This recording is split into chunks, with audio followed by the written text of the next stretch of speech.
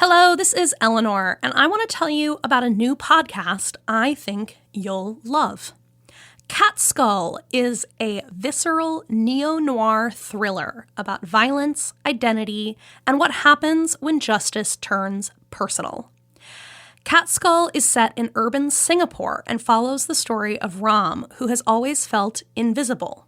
He's searching for meaning in a city that moves too fast to care. When Ram's best friend ends up in trouble, Ram puts on a mask and takes matters into his own hands. But after that first night behind the mask, Ram discovers something more dangerous than revenge. It's the intoxicating pull of finally mattering.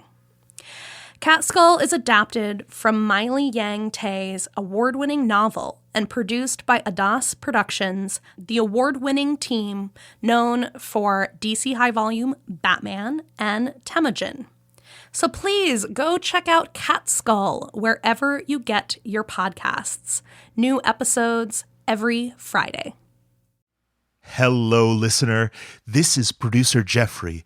Step into my time machine. Long ago, beginning in the ancient past of 2009, we made a show called Our Fair City. Now, Our Fair City is a sprawling epic story set in the dystopian future of Hartford, Connecticut. A climate disaster made the world outside a frozen wasteland. What remains of humanity lives inside in a largely subterranean city governed by the remains of an insurance company. Now, Our Fair City is darkly funny. You'll meet mad scientists, lightning riggers, the woken dead, giant ants, time travelers, and mole people.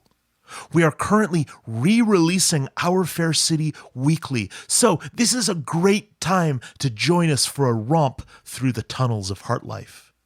After today's episode, we'll be sharing a trailer for the show. I hope you'll check it out, and I would love you to join us in our listen of Our Fair City, found wherever you're listening to this podcast right now. Hey, Riley. Hi. What do you call two birds in love? Oh, we're really doing this. Tweethearts.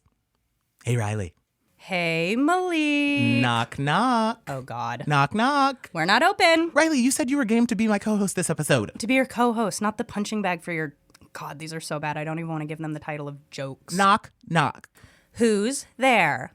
Pauline.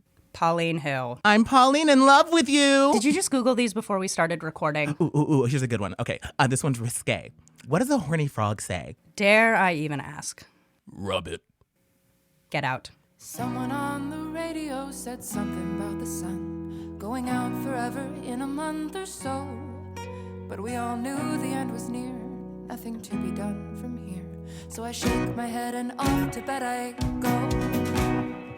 Boy, oh boy, do we have an episode in the pocket for all of you gorgeous beams of light. It's your boy Magic Malik here to blow your minds and stir your senses until you don't know what to do, but come back for more mind-blowing and sense-stirring. Get ready, Maliculites, because Mama has come home to roost.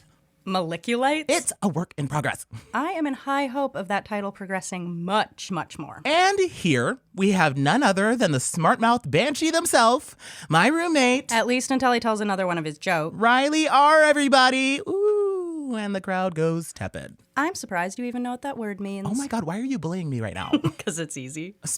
So, listeners, if you didn't catch our last episode, Jamie and I mutually decided that she'd take a second to rest her wee little brain and focus on just one thing at a time. That thing currently being her new job working alongside the alien replacers. Golly gee willikers, do I have an extravagant episode planned for your hot little elven ears, listeners? Wait, we have elves now? No, it's a term of endearment. We don't have elves. Yet. I said we don't have elves yet. Okay. No, you're supposed to say yet. God, it's so weird to do this without Jamie. You're the one who said you wanted to record with me. No, I do. I'm so happy you're here.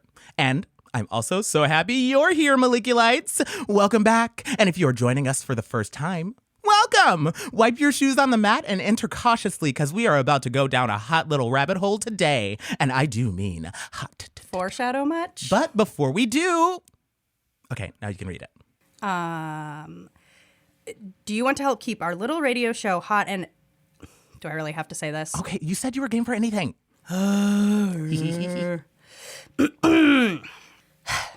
Do you want to help keep our little radio show hot and horny? We know you do. And we do too. And the way to do just that is by becoming a member at audaciousmachinecreative.com. Members get special access to ad-free versions of the show as well as super special bonus content. You'll hear about Jamie's Sasquatch adventures and plenty of bloopers. All that and more for only $5 a month. Come on down and erase that frown at audaciousmachinecreative.com. That's audaciousmachinecreative.com. Oh, wow, that was honestly really good. Thank you. So I figured since I was given permission from Jamie to talk about whatever I want, her words, not mine, I have the reins and these horses shall walk, nay, gallop wherever I want. Nay. I see what you did there. Thank you. Not a compliment. Thank you again. Here's the rundown. First, we have a special segment with the most random topic I want to talk about. Then we'll jump into a few of the stories surfacing over in California about the incubus. I know. And after that, a special little game that Riley and I will be playing that Riley currently has no idea about. But I'm thrilled to find out. You've been saying I can't wait to tell you every time we pass each other in the apartment for the past week. And I truly can't wait. So off we go to our first segment, which is what I call, and it's a working title, the one topic Malik could never talk about because Jamie is the queen of staying on track. No, I think that title's good. Oh my gosh, thank you. You're very welcome. So what's the topic? Dave. Jamie's dad? Yeppers. Why is he? Thank you for asking. Well, it turns out that Hot Dave, as I like to call him, and now so do many of our listeners on Reddit, Discord, and the like, Hot Dave has a following. No way. He absolutely does. And yes, Jamie's dad, I hope you're listening to this episode in particular because you have a fandom, honey. I mean, I'm not surprised. As the official namer of Thrun, he's got to have some kind of recognition, right? Oh my God, right?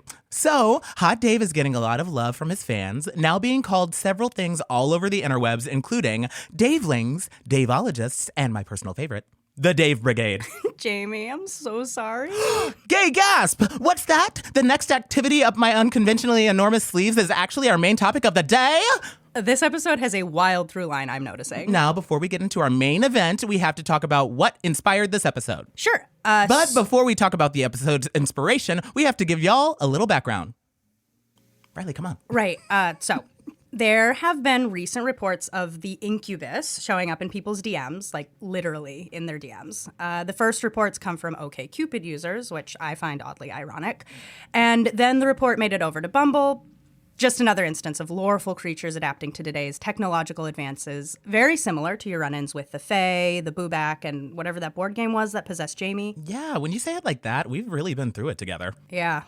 So, the incubus is a lesser-known but extremely upsetting being. It is usually recognized in tandem with what most people know as the succubus. Both are very, let's say, lustful demons in human form who vibe off of having sexual intercourse with the humankind in hopes of, at least how Walter Stevens, the author of the book Demon Lovers, puts it, quote, birthing witches, demons, and deformed human offspring. Ugh, Lord. Walter Stevens is not much for pleasantries or sensitivity, but yeah, the incubus's main goal is to manipulate humans, usually women, into having sex with him, and that intercourse results in what we said before. At least that's how Stevens puts it. I can't help but think, a guy just going around trying to impress women so he can sleep with them? A toxic alpha dude shouldering his way through Wrigleyville, taking up entirely too much space and looking for sexual conquests? How will I ever tell which one's a demon and which one's just a dick? I know. Okay, but back to you. Incubus lore. So, there have been reports in or around Los Angeles, Northern California, and some parts of Nevada that a man, very beautiful in appearance, had been taking several different women on extravagant and illustrious dates, sweeping them off their feet, and then charming them into a bed. Mainly hotels. Usually really nice ones. How many women? So far, about 9 or 10 women have come forward with similar stories. Whoa, what a hornball. I know. Wait, how do we know that it's the same guy? Does he have, like, a super recognizable scar on his face? No, actually, that's the weird part. Every single woman describes a man who is around the same height, but with completely different features, like completely different. Ooh, wow. Yeah, one woman described him as a Fabio-looking fellow with luxuriously thick black hair and broad shoulders. Another of the women in New Mexico describes him as a leaner man with dark features and piercing gray eyes, which is a complete juxtaposition to how the woman in San Francisco described him, which was a large, burly man with a more rotund stomach and strong arms. She just kept repeating in that article, he had very strong arms. Okay, but all of these men look completely different. So how do we know it's Mr. Incubus? Well, each woman reports that Mr. Demon would take them to their individual hotels, sign his name, and lead them to their room. And then after this magical night with their own personal dream man, they would wake up with him being gone. And all of them felt extremely crappy. And I'm guessing this is not the initial one-night stand regret kind of crappy. You guessed correctly. They'd feel like not just flu-like symptoms, but as if all of their serotonin had been depleted. And this lasted weeks. And not only that, each woman would wander energyless to the front desk to check out, only to find that the signature left by the man was no longer there. It actually turned out to be each woman's own signatures down in the hotel's books. And they were all charged fully for their stays. Room service and all. Holy shit. It's absolutely wild. But that just proves that men are trash. That doesn't necessarily prove it's the same guy. Oh, and they all report that the man they encountered had exactly the same name. Which was... Samael. Samael? Otherwise known as Samael the Seducer, father of the King of Demons, and, get this, is rumored to have assumed the role of the Eve-tempting serpent in... The Garden of Eden, no way! I'm officially freaked out now. A natural response to that information, yeah. Are the women okay? Yes. I mean, all of them appear to be physically fine. Doctors have checked them out and found nothing out of the ordinary, and, more importantly, none of them were pregnant with a demon baby. Oh, good. They just report that their energy was completely drained, like worse than regular fatigue. Most of them have returned to close to normal, but there are some who are still feeling the symptoms. How long did it last for them? So far, the longest was 3 months. Okay, so this demon is genuinely making women exhausted by having sex with them and giving them a dopamine-draining STI that can last for several months. Haven't women been through enough? Basically, yeah. Okay, well, I hate that. I really do. It's not great. No. And I don't want to leave our listeners with such a bummer of a story, so it's time for the surprise. Oh, yeah, let's do it. But before the surprise, let me tell you about what inspired today's surprise segment. Okay. Let's hear it. What inspired today's... But before we get all inspired... You are killing me, Malik. Commercials! Help me.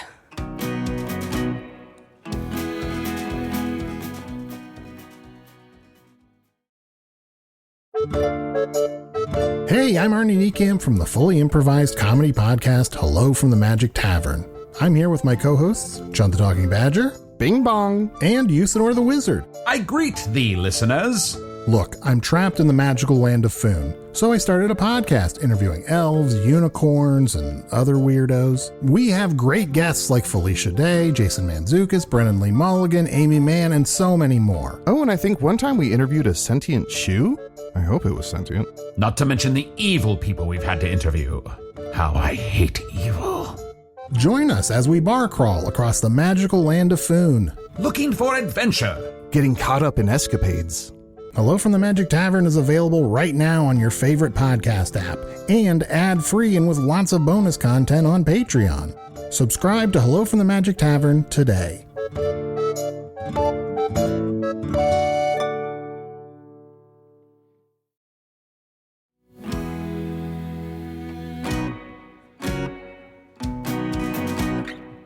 We are here, we are queer, have no fear, let's crank this last segment into gear.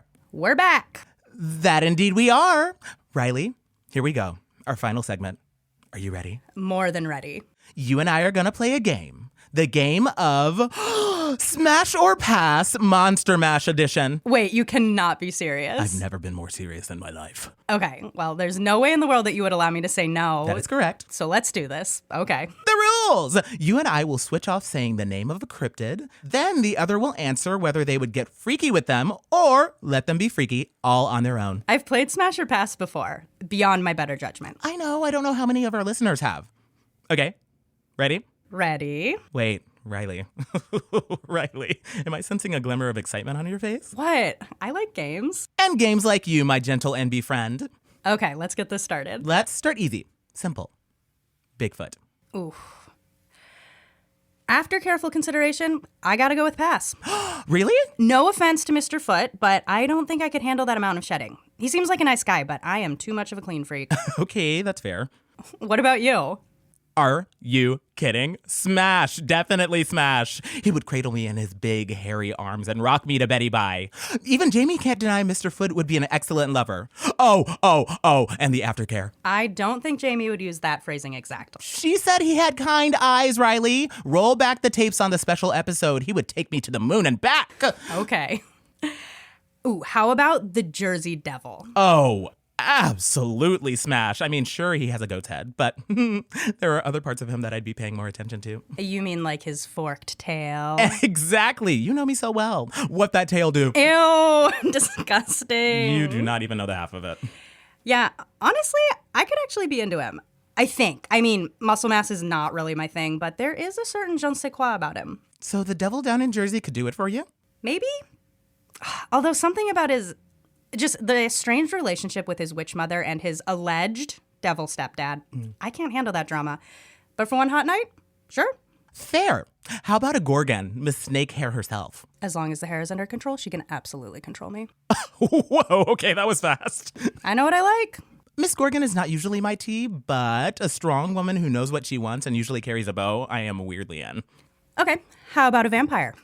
Ooh. You know what? You'd think Hollywood would have already prepared me for this question, what with Twilight and True Blood. But with vampires being, like, real now, they're just... Kind of normal? Kind of normal, yeah. Well, normal's not the word, but more so, like, weirdly anticlimactic in the best possible way. I mean, we're pretty sure Margot, the new janitor that works in my office, might be one. Really? Yeah, she's super nice. Way better than that one I went on a date with. But she always wears one more piece of outer clothing than she needs. Okay, what about a troll? Oh, are you kidding? A troll daddy? Of course I'd be a troll's wife. A trophy wife. Maybe there's a way I can contact Chornky and see if he has any friends. Mothman. Oh, my God. Riley, I'm going to be very clear. Mothman would not survive the things I'd do to him. I'd use his wings as a swaddle and let him do what he will. Malik. I'd gaze into his oddly large eyes and tell him he's boss, in between insect kisses, of course. Malik. I'd have him show me why they call him Mothman rather than Mothboy. The Silver Bridge in 1967 won't be the only thing collapsing once I get my hands on him, if you know what I mean. Okay, Malik, can I make an observation? Yeah, shoot. And I'm saying this not just as your roommate, but as your friend. Uh-huh. You need to get laid. What? Well, go on a date, but also very much get laid. Oh. I mean, am I wrong? Well, oh no, it has been a while since I've dated. Since Blake? Holy crap, I don't think I've actually thought about how long it's been since I've dated. Yeah. What's up? Something's happening. I think I'm just now realizing that what if I'm not good at dating anymore? What do you mean? Or like meeting folks with the intention of finding something substantial? The whole let's get to know each other thing, maybe I'm not gonna be good at it because I haven't needed to be good at it for a while. Yeah? Dating's hard. What if no one ends up liking me? What if I don't end up liking anybody? I mean, you see how people are acting these days. It's like everyone's lost their ability to hold a conversation because we've all been hanging out in our houses every day, mostly to avoid the fucking nightmare outside. No, sorry, excuse me, nightmares. Many nightmares outside, in fact. We're all fighting to live and work and pay bills and survive while also attempting to do things that make us smile through this sludge bucket of a year. And now there are giant monsters that can literally pop out of nowhere. And nobody wants to talk about the fact that some of us are like fighting and working hard to afford rent and pay bills and all that shit while also doing it by ourselves.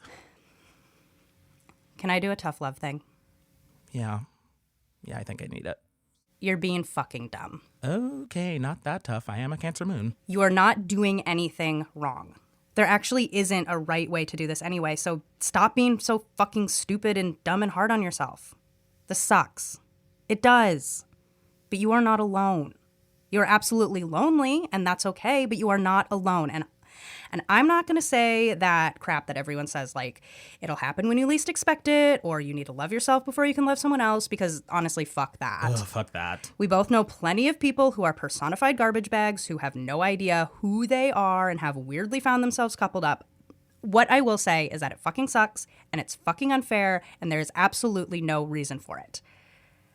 But in the meantime, control what you can control. I think you should go on a few dates. Have a few one-night stands. Meet people. Okay. Not with the expectation that maybe this one will work out or maybe this will be the one. No, just maybe with the expectation of just existing with a new person. At least for a little bit. Yeah. Yeah, I can do that. Don't put any pressure on yourself. Just go and meet people. Let's not even call it dating. Let's call it like people collecting. Oh, ew. No, that makes me sound like a new type of incubus. Yeah, no, not quite that. How about instead of saying I'm going on a date, maybe I can say something like I'm making a moment? Yeah. Yeah, I like that. Making a moment with someone. And that moment is just that, a moment. And if we see each other again, we'll make a different moment. A collection of moments. I love that. Yeah. So will you? Will I? Promise me you'll get out of the house and make some moments with people? Yes. Yes, I can do that. Promise? I promise. Good. Thank you, Riley. Anytime. Welp, you heard it here first, Malikielites. Mama Malik is back on the market. Stay tuned for future episodes where I will absolutely unpack these moments that I will certainly be making. The good and the bad. The magical and the meh. It's sure to be a wild ride. In more ways than one. Malik. What? Sorry, I'm horny, okay? Obviously. Okay, let's end this thing. Thank you for listening, and one more round of applause to the perfect roommate and friend, Riley R. Ooh. Glad to have joined. I'm Malik. They just heard my name. I'm Malik. And I'm Riley. Good. You have a future in this business. And we know things are getting weirder every day, but we hope you're baseline. And we wish you all a better tomorrow. You really don't find Bigfoot sexy? Like at all? Okay, that's it. Give me your phone. I am downloading Hinge for you right now. Fine. And even when it's ashes, there'll be part of me that wishes we could stay.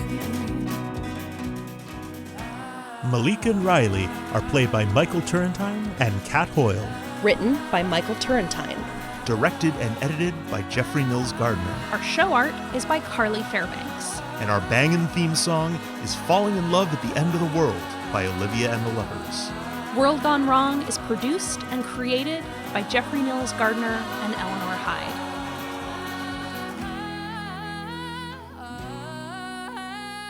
This is a production of Audacious Machine Creative.